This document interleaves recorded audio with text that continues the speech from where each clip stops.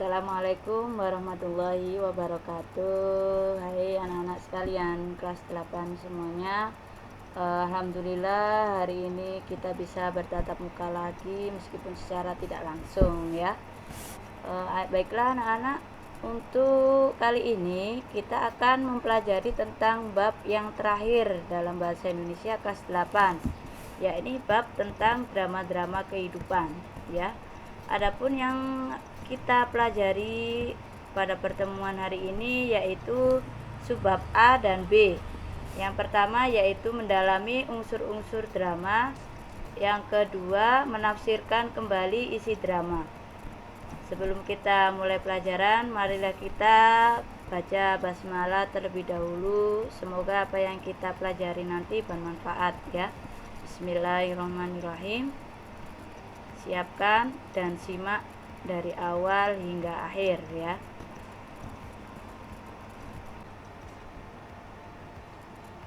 Oke anak-anak, yang pertama yaitu mendalami unsur-unsur drama. Bahwasanya sebuah drama itu pasti memiliki sebuah unsur ya. Unsur itu suatu hal yang tidak bisa dihilangkan dalam sebuah drama. Tapi sebelum kita membahas unsur-unsur, kita harus tahu ya, mengidentifikasi ciri-cirinya dulu. Karakternya drama itu yang bagaimana sih? Apa drama itu seperti apa sih ciri-cirinya? Nah, ini ciri utama sebuah drama. Yang pertama itu adalah berupa cerita. Ya, pastinya sebuah drama itu pasti muncul karena adanya sebuah alur. Nah, alur itu pasti ada sebuah cerita. Tidak mungkin kita membuat alur tanpa ada cerita-ceritanya ya. Selanjutnya yang kedua itu berbentuk dialog. Ya, yang tadi saya katakan ya, kalau drama itu berarti kaitannya dengan dialog atau percakapan. Meskipun itu sebuah percakapan pribadi atau monolog sendiri maupun berdialog. Kalau dialog itu minimal ada dua tokoh atau dua peran ya. Jadi tidak mungkin kalau kita berdialog tapi tidak ada tokohnya. Seperti itu. Selanjutnya yaitu bertujuan untuk dipentaskan. Bahwasanya sebuah drama itu adalah tampilan secara live ya, secara langsung. Jadi tidak seperti sinetron yang ada di televisi itu, yang setiap adegan, setiap babak itu bisa di-cut, bisa dilanjutkan besok. Seperti kalau drama itu tidak bisa. Drama itu ya secara live dari awal hingga akhir, ceritanya tuntas dalam satu waktu. Selanjutnya dalam sebuah drama itu memiliki banyak istilah ya. Jadi julukan atau istilah sebuah drama itu sebenarnya tidak hanya nama lainnya drama lah. Nama lainnya drama ini ada beberapa. Yang pertama, ada yang mengatakan bahwasanya drama itu adalah sebuah sandiwara. Ya, memang benar, sebuah sandiwara. Kalau ini dari Jawa ya namanya. Kemudian ada istilah lain dari drama yaitu lakon. Selanjutnya ada juga yang menyebutnya istilah drama itu tonil ya. Kemudian sendratari.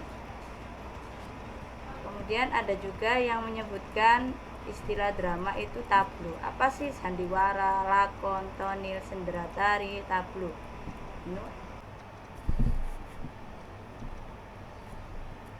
Oke, selanjutnya ini saya akan menyampaikan pengertian-pengertian dari istilah lain drama ya.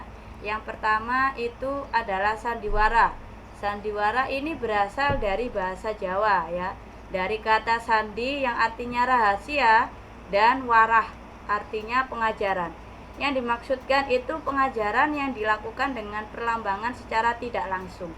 Sandiwara ini berawal dari sejarahnya Ki Hajar Dewantara. Kemudian ada istilah lain tadi yaitu lakon. Sebuah cerita yang dimainkan dalam drama atau wayang atau film. Kata lain dari lakon itu judul ya. Jadi lakon ini bukan maksudnya itu adalah pemain atau tokohnya, tapi judul yang dipentaskan. Selanjutnya ada tonil. Toneel ini berasal dari bahasa Belanda yang artinya sebuah pertunjukan. Selanjutnya sendera tari, yaitu sebuah pertunjukan serangkaian tari-tarian dan mengisahkan cerita tanpa menggunakan sebuah percakapan. Jadi pementasannya ini ditunjukkan melalui tarian-tarian saja. Jadi penonton itu hanya melihat sebuah tarian, tapi di dalam sebuah tarian itu mengisahkan sebuah cerita. Jadi tanpa ada percakapan seperti itu. Selanjutnya ada tablo, yaitu menampilkan kisah dengan sikap dan posisi pemain dibantu oleh pencerita. Pemain tablo tidak berdialog. Jadi begini, untuk tablo ini ada dua pemeran, yaitu satu adalah peran seperti pantomim ya. Jadi dia itu melakukan sebuah aktivitas namun dia tidak ada percakapan. Di satu sisi yaitu dia sebagai pencerita atau yang sebagai naratornya, yang sebagai menceritakan kisahnya. Jadi ada dua sisi dalam satu panggung yang dipentaskan itu, ada tanpa dialog atau pemainnya ya, pemain tablonya, dan satunya adalah pencerita dalam satu panggung. Itu namanya istilah tablo. Sebenarnya istilah-istilah ini kamu tidak perlu bingung ya. Jadi semuanya ini juga termasuk istilah drama. Cuma orang-orang itu memetakan istilah-istilah itu sesuai dengan fungsinya. Misalkan mementaskan sebuah drama tapi dia tidak ada bicara, hanya gerakan aja, kemudian ada yang menceritakan di sisi lain. Oh, berarti ini drama tapi yang disebut tablo. Seperti itu contohnya. Selanjutnya, nah ini adalah unsur-unsur drama, dimana unsur-unsur yang namanya unsur-unsur itu berarti strukturnya yang harus ada dalam sebuah drama, tidak boleh dihilangkan salah satu atau semuanya ya. Yang pertama ini ya, teks drama tampaknya banyak memiliki persamaan dengan teks cerita lain. Di sini maksudnya persamaan itu apa? Persamaan dalam hal unsur intrinsiknya. Persamaan dalam hal unsur intrinsik, dimana semua cerita ya pasti ada unsur intrinsik. Yang pertama unsurnya apa? Judul, tema, kemudian tokoh, watak, setting atau latar, kemudian amanah, selanjutnya sudut pandang, majas atau gaya bahasa. Ada 7 unsur. Sama ya, di drama juga sama. Cuma di drama ini ada tambahan khusus ya, unsur lain, dimana di drama juga ada sebuah alur, penokohan, latar, dan unsur lainnya. Apa saja yang menjadi ciri khasnya untuk drama? Yaitu alur ya, kemudian ada penokohan, ketiga dialog, keempat latar, kelima bahasa. Kita kupas satu persatu. Pertama, sebuah alur. Alur itu merupakan jalan cerita. Jadi setiap cerita ya, baik cerita pada umumnya maupun drama, ini yang kita bahas, semuanya memiliki alur. Jadi setiap cerita memiliki jalan ceritanya ya.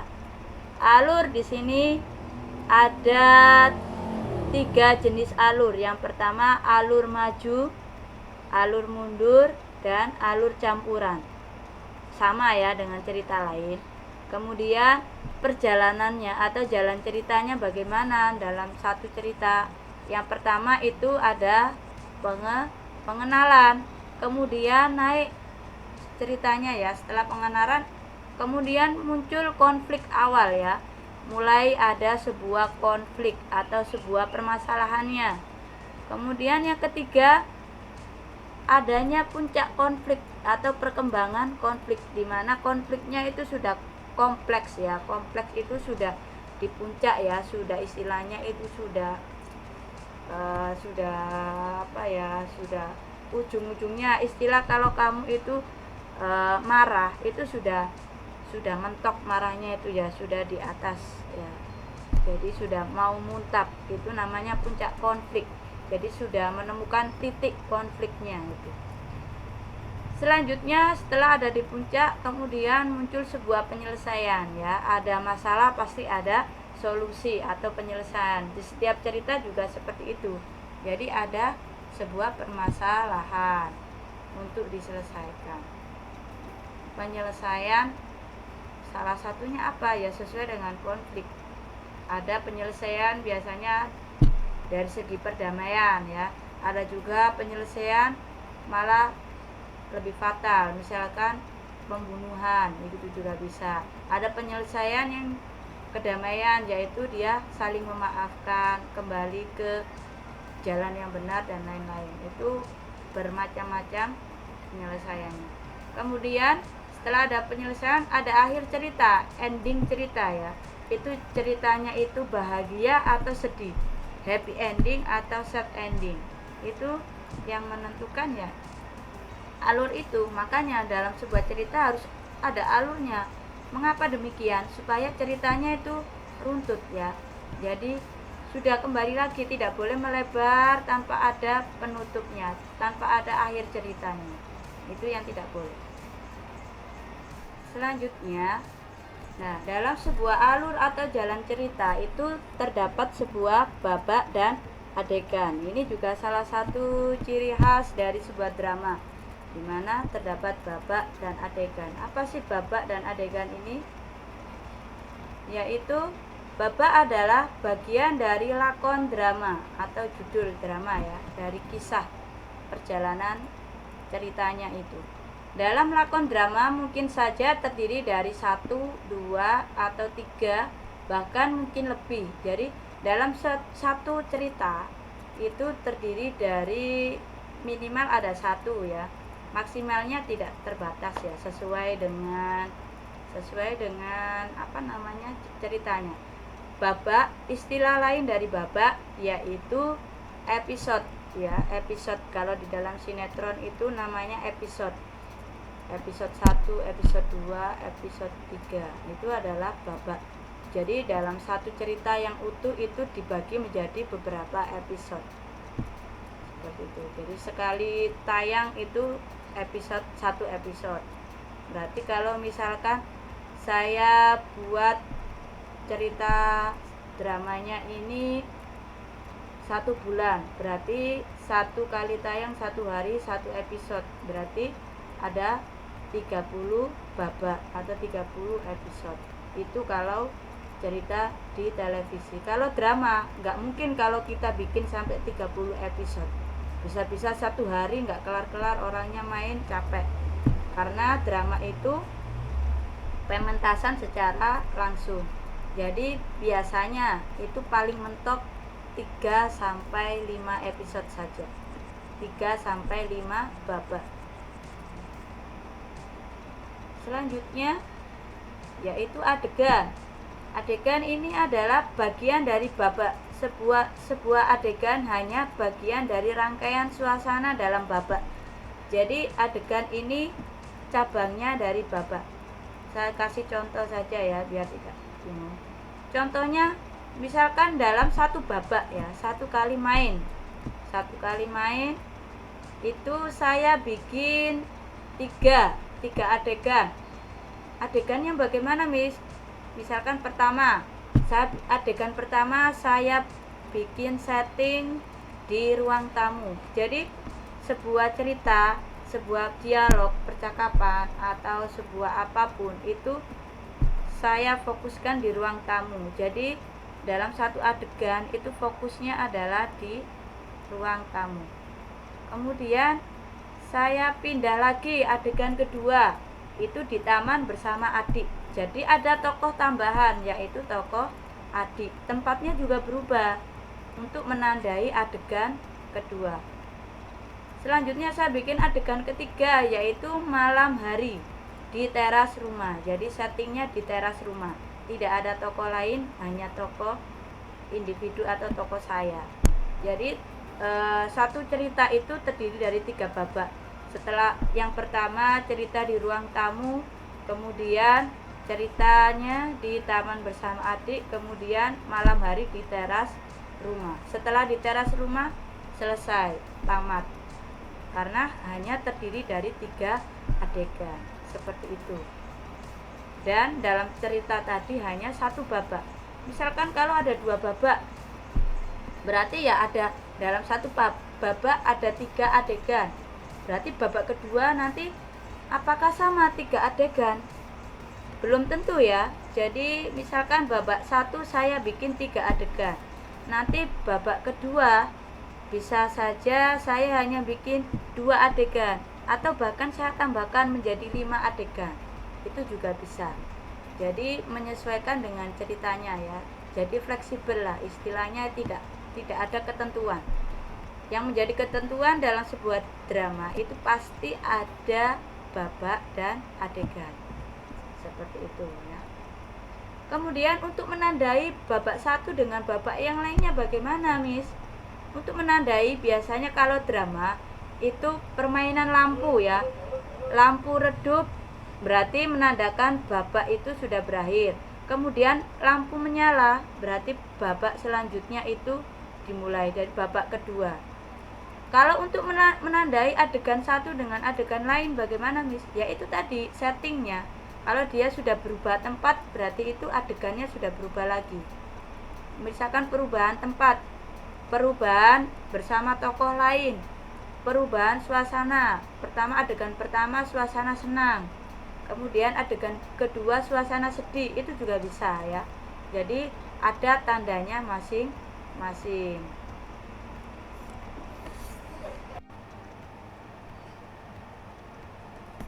Selanjutnya, nah tadi sudah alur, sekarang yang kedua yaitu tokoh dan penokohan. Kita jabarkan ya, berdasarkan perannya ya. Tokoh itu terbagi menjadi 2, yakni ada tokoh utama dan tokoh pembantu. Tokoh utama ini berarti tokoh yang sering muncul, yang sering berdialog, yang sering bercakap. Itu tokoh utama yang sering muncul dalam panggung, itu namanya tokoh utama. Kemudian yang kedua adalah tokoh pembantu. Perannya ya berarti membantu tokoh utama, atau peran tokoh ini jarang muncul dalam panggung ya, jarang berdialog juga. Kemudian berdasarkan wataknya ya, sifatnya terbagi menjadi 4 tokoh itu. Yang pertama ada tokoh berkembang. Tokoh berkembang di mana tokoh ini mengalami sebuah perubahan, di mana di awal cerita dia itu baik, tokohnya wataknya baik. Kemudian di puncak masalah, puncak konflik sampai reda ternyata dia kelihatan jahatnya. Kemudian dia karena sudah ketahuan di puncaknya, penyelesaiannya dia berubah sikap menjadi jahat. Berarti dia tokoh itu mengalami sebuah perkembangan dari baik menuju jahat, seperti itu. Jadi mengalami perubahan lah istilahnya itu. Selanjutnya ada tokoh pembantu. Di sini tokoh pembantu itu bersifat netral ya. Jadi dia tidak memihak, jadi hanya membantu. Dia posisinya itu ya tidak memihak, itu tadi sebagai peran pembantu saja. Selanjutnya ada tokoh statis. Nah, tokoh statis ini adalah tokoh yang sifatnya tetap. Dari awal hingga akhir dia berwatak baik. Atau kebalikannya, dari awal cerita sampai akhir cerita dia berwatak jahat. Itu namanya tokoh statis. Selanjutnya ada tokoh serba bisa. Nah, kalau tokoh serba bisa biasanya ini dia dia itu bermain ganda. Tokohnya dia dia itu misalkan 1 orang, dia memainkan atau berperan menjadi pembantu dan tokoh utama, di mana pembantu ya asisten rumah tangga, dia berwatak baik, kemudian dia menjadi tuan rumah atau namanya tokoh utamanya dia berwatak jahat. Jadi satu tokoh ini dia bermain ganda. Kapan dia berwatak jahat, kapan dia berwatak baik. Jadi dia itu dikatakan serba bisa karena dia bisa mengubah sikapnya ya. Jadi baik, jahat, kemudian jahat lagi, baik lagi, seperti itu. Itu namanya serba bisa karena dia bermain ganda. Oke, selanjutnya yang ketiga yaitu sebuah dialog. Dialog itu percakapan ya, terjadi dari dua orang tokoh atau lebih, itu namanya dialog. Ini dalam berdialog 3 elemen yang harus ada. Yang pertama harus ada tokoh, jelas ya. Kemudian ada wawancang. Wawancang itu ya orang yang berbicara ya, dialognya. Kemudian ada kramagung. Apa itu tokoh? Tokoh berarti orangnya ya. Pemainnya, ada pemain. Pasti kalau dalam sebuah dialog ada pemain. Yang pertama ada pemain, misalkan pemainnya A dan B. Nah, wawancang. Wawancang ini adalah kata-katanya yang dibicarakan, didialogkan. Itu namanya wawancang. Naskahnya, ceritanya yang disampaikan, itu namanya wawancang. Kemudian kalau kramagung. Kramagung ini adalah sikapnya. Misalkan dia marah kepada si A dengan buka kurung memecahkan gelas. Nah, kramagung ini adalah kata-kata tindakan yang ada di dalam kurung, biasanya dalam sebuah naskah drama. Berarti tindakan itu, kata-kata memecahkan gelas itu tidak perlu diungkapkan tokoh. Ya, itu adalah dilakukan tokoh atau sebuah tindakan, namanya kramagung, tindakan. Kalau wawancang itu yang diucapkan, kalau kramagung itu yang dilakukan atau tindakan atau dipraktekkan oleh tokoh dalam buka kurung, seperti itu. Selanjutnya, nah ini penjelasannya. Pelaku yang memiliki peran yang lebih dibanding tokoh lain. Nah, ini adalah tokoh utama. Bisa tokoh ini berwatak protagonis atau antagonis. Kalau wawancang itu dialognya, percakapan yang harus diucapkan. Kalau kramagung, perilaku, perbuatan atau tindakan yang harus dilakukan oleh tokoh. Biasanya yang terdapat di tanda kurung yang bercetak miring gitu. Selanjutnya, yang ketiga itu latar atau setting ya. Keterangan mengenai ruang dan waktu. Dalam sebuah pementasan, latar dapat dinyatakan dalam tata panggung atau tata cahaya. Kalau drama pasti permainan lightingnya ya.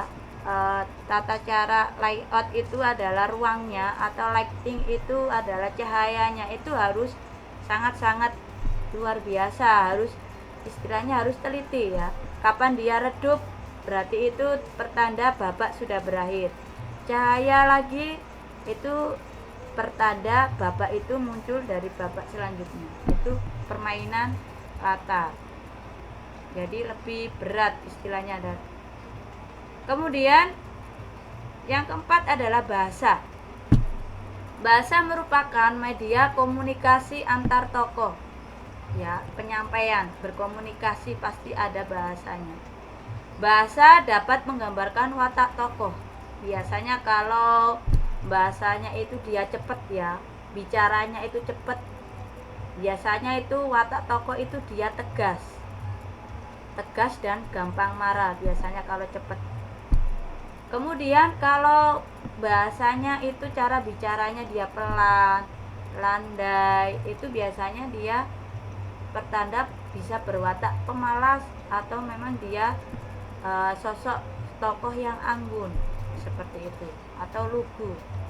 Jadi bahasa itu bisa menggambarkan watak dari tokohnya. Makanya kalau dalam berbahasa dalam drama itu harus tepat. Jangan menjadi dirimu sendiri. Misalkan itu saya kan memangnya orangnya itu tegas Miss, jadi bahasa saya itu harus itu cepet Miss, jadi nggak boleh. Kalau kamu kena perannya itu adalah pengemis, jadi bahasanya juga harus kalem, landai, sambil meringkik-ringkik, tidak boleh tegas. Hai, saya minta uang, ya nggak boleh seperti itu ya, kabur nanti nggak jadi dikasih uang kamu kalau jadi pengemis. Jadi pengemis harus landai, harus sikapnya, harus ekspresinya bagaimana jadi seorang pengemis dan lain-lain. Jadi bahasa itu membawai watak dari tokoh yang kamu perankan, jangan sampai dibalik ya, jangan memakai bahasa atau pribadi kamu sendiri. Kamu harus menjadi tokoh yang akan kamu mainkan itu. Oke. Bahasa dapat menggambarkan peristiwa yang terjadi juga. Misalkan peristiwa marah, bahasanya kan cepat dan nadanya tinggi. Ya, itu juga menggambarkan sebuah peristiwa, bahwasanya peristiwa ini konfliknya yang sudah memuncak. Jadi omongannya sudah juga tinggi, bahasanya itu cepat dan lain sebagainya. Itu pertanda konfliknya sudah memuncak. Oke, selanjutnya sekarang yang poin B, yaitu menafsirkan kembali isi drama. Apa sih yang perlu kita tafsirkan ya? Menafsirkan berarti memaknai isi dari drama. Maksudnya isinya itu apa sih? Nah ini, ada drama dalam tayangan sehari-hari ya. Tayangan berarti munculnya ya sehari-hari. Menonton televisi merupakan kegiatan sehari-hari bukan? Ya pastinya ya, kalian tiada hari tanpa menonton televisi. Menonton film kartun atau sinetron di televisi tidak jauh beda dengan kegiatan menyaksikan pementasan drama di gedung pementasan. Kenapa demikian? Karena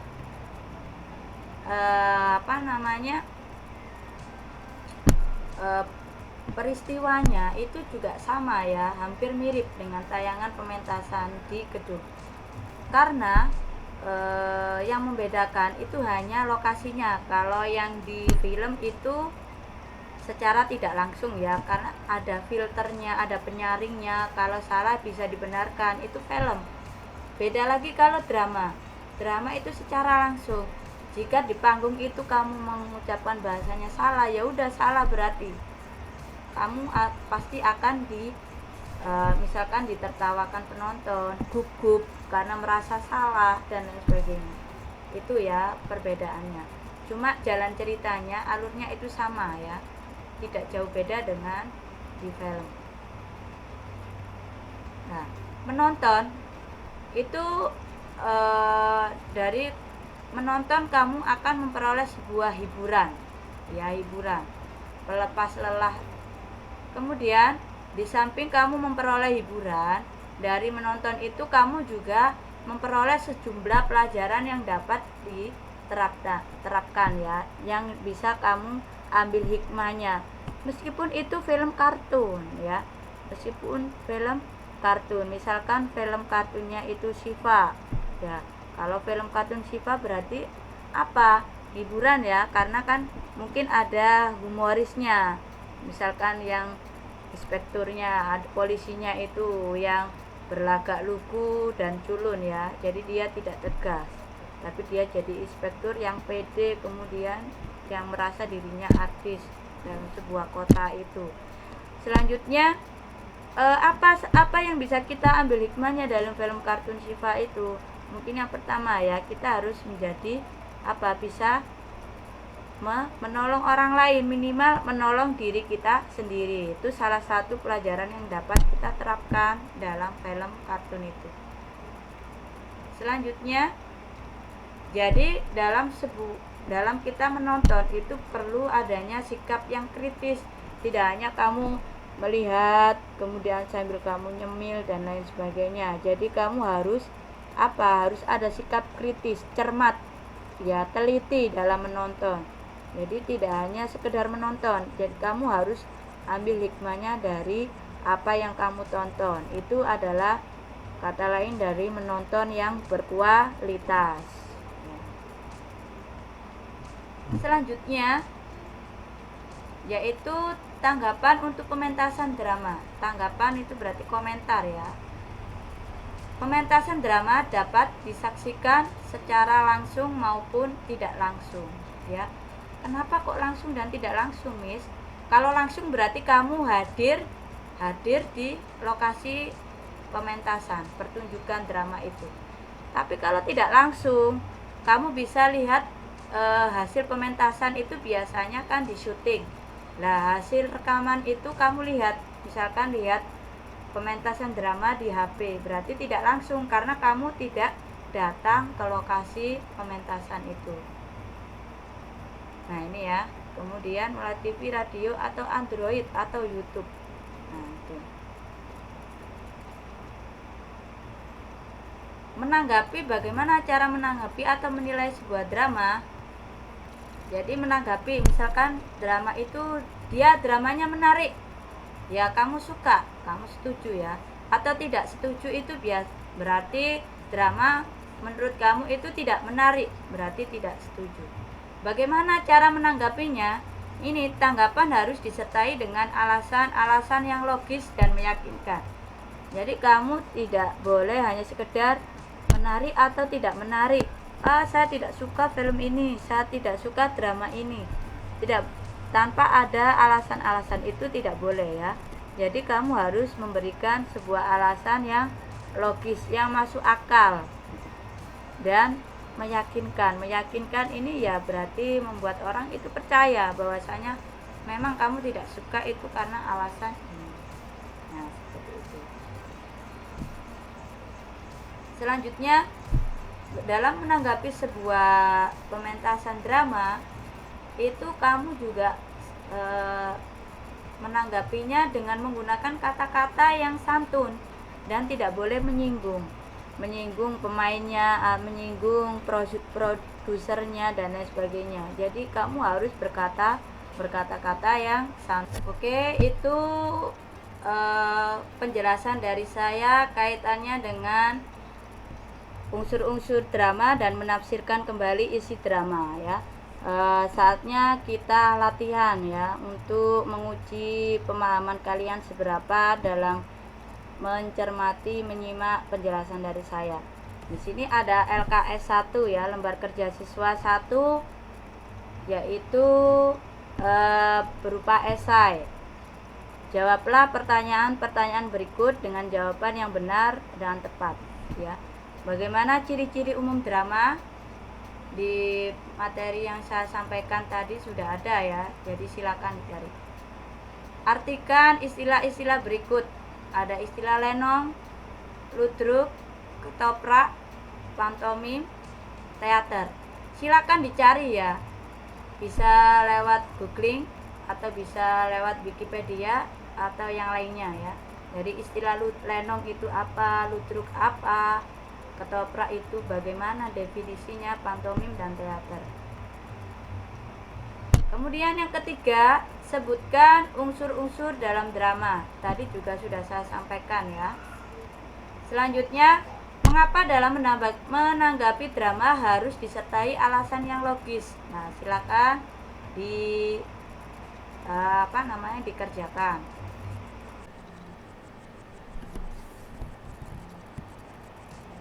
Selanjutnya LKS 2. Ini silakan diperhatikan langkah-langkahnya ya. Silakan unduh drama tidak langsung ya dari YouTube.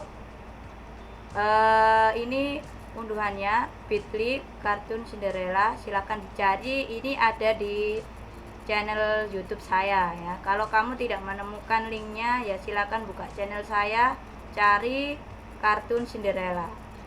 Selanjutnya silakan ditonton dari awal hingga akhir. Kemudian tanggapilah Kartun Cinderella dengan mengerjakan pertanyaan-pertanyaan berikut.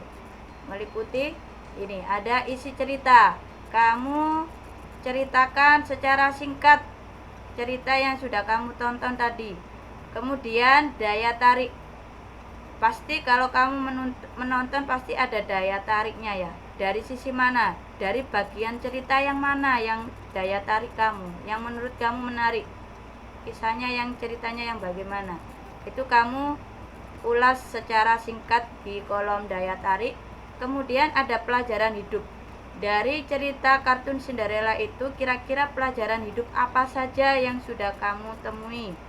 Nah, itu silakan ditulis secara singkat di sini. Oke, selanjutnya untuk pengumpulan tugas, perhatikan ya, silakan dikerjakan di Microsoft Word yang sudah saya sediakan. Jadi silakan dipilih Word-nya langsung. Di situ ada tugasnya dan sekaligus jawabannya kamu letakkan di situ juga. LKS 1 dan LKS 2 dijadikan satu file ya. Diberi nama file seperti ini. Nama siswa, strip, kelas berarti 8A. Kemudian strip LKS 1 dan 2, strip bab 8. Jadi silakan membuat nama file seperti ini. Jangan membuat nama file lain atau nama file sendiri. Misalkan hanya nama kamu aja. Nanti akan campur dengan kelas lain ya. Jadi tolong sesuaikan nama file seperti ini. Selanjutnya pengumpulan paling akhir tanggal 8 April 2020 pukul 5 sore. Jadi yang melebihi batas 5 sore nanti akan nilainya dikurangi ya. Poinnya akan saya kurangi. Semakin lama saya mengumpulkan besoknya lagi, malah saya kurangi lagi ya. Jadi saya harap pengumpulannya sebelum pukul 5 sore. Oke? Itu saja yang saya sampaikan untuk materi pertama pada bab ke-8. Nanti ada materi yang kedua yaitu subbab C dan D pada jadwal yang sudah ditentukan. Baiklah anak-anak sekalian, itu saja yang dapat saya sampaikan. Jadi tolong disimak dan dilakukan sesuai dengan ketentuan yang sudah diberikan tadi. Jangan lupa silakan absen kehadiran kalian di kolom komentar video di bawah ini, dan jangan lupa jika ada yang perlu ditanyakan silakan bertanya di grup WA yang sudah ditentukan. Jangan lupa silakan sekali lagi isi kolom kehadiran. Jika tidak mengisi kolom kehadiran, saya anggap berarti kalian tidak aktif ya, karena ada nilai keaktifan tersendiri dalam materi ini. Oke, itu saja. Semoga bermanfaat. Saya akhiri. Wassalamualaikum warahmatullahi wabarakatuh dan sampai bertemu di video selanjutnya.